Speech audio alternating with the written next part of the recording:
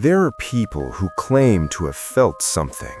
A chill, a shadow, a strange whisper in the dark. But then, there are those who've seen what the rest of us hope never to see. Tonight's story comes from a man who has seen not one, not two, but 8 spirits throughout his life. His encounters stretch across homes, shelters, and even open daylight, each one more chilling than the last. So sit back, turn down the lights, and listen closely, because what you're about to hear might just change the way you look at the world around you. The narrator's first encounter with the supernatural began at just 19. It was late, inside his father's house, the kind of quiet night where every sound seems louder than it should be. His older sister was asleep, when suddenly something emerged, not from the shadows, but from beneath her mattress.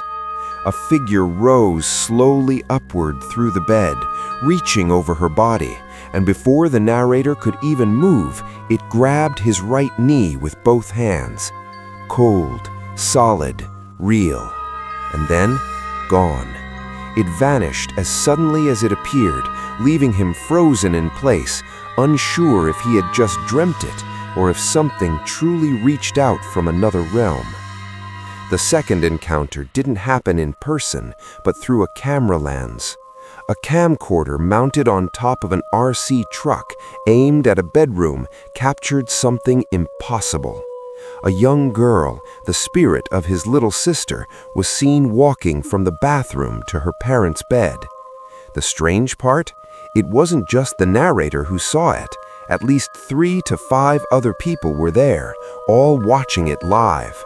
There was no mistaking what they saw.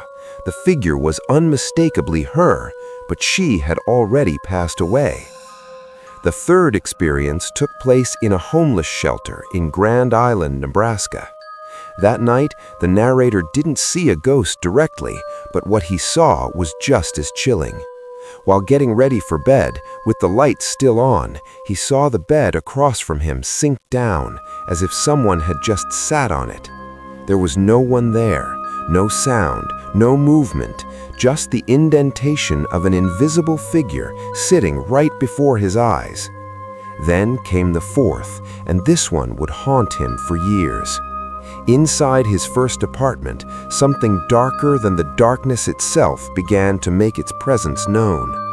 One night, as he stepped out of the bathroom, he saw it, a tall, shadowy figure standing directly in front of him. It wasn't just the dark playing tricks on his eyes. This was darker than the dark. It had form, height, weight, and when he blinked, it was gone. But this spirit wasn't finished with him. Weeks later, in broad daylight, it returned. He was playing with his son, tossing a ball across the living room with a guest. The door to his son's bedroom was halfway open. Then, as he turned his head toward the hallway, he saw it again, a tall, muscular man standing right in the middle of his son's room, staring straight at him. He panicked, shouted to his guest. The man rushed into the room, but there was no one there. No attic, no balconies, doors locked tight, and yet somehow this being had appeared and vanished without a trace. Later, the landlord confessed something disturbing. No one ever stayed in that apartment longer than 6 months. The family below them, once loving, they ended up divorcing. Neighbors across the hall, gone after 3 months. And after the narrator finally left, the 5th ghost appeared when the narrator least expected it. He was home, and out of the corner of his eye saw what looked like his son getting up from a nap.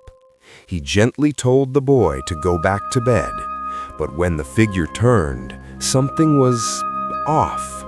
Its skin was gray, translucent, and it looked like his son, but wasn't him. When he went to check, his son was still in bed, fast asleep. There were no other children in the house. The 6th spirit came in daylight, a tall man in an old Navy uniform walking past the front window. No neighbors nearby, no veterans in the area. The only two people in his family who had ever served were his grandfather and his father, and his grandfather had passed away decades ago. But he loved that house. Maybe, just maybe, he came back to visit one last time.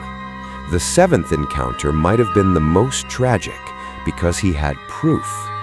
One afternoon, he captured a clear photo of a young pioneer woman walking down a cherry tree lane near his neighbor's orchard.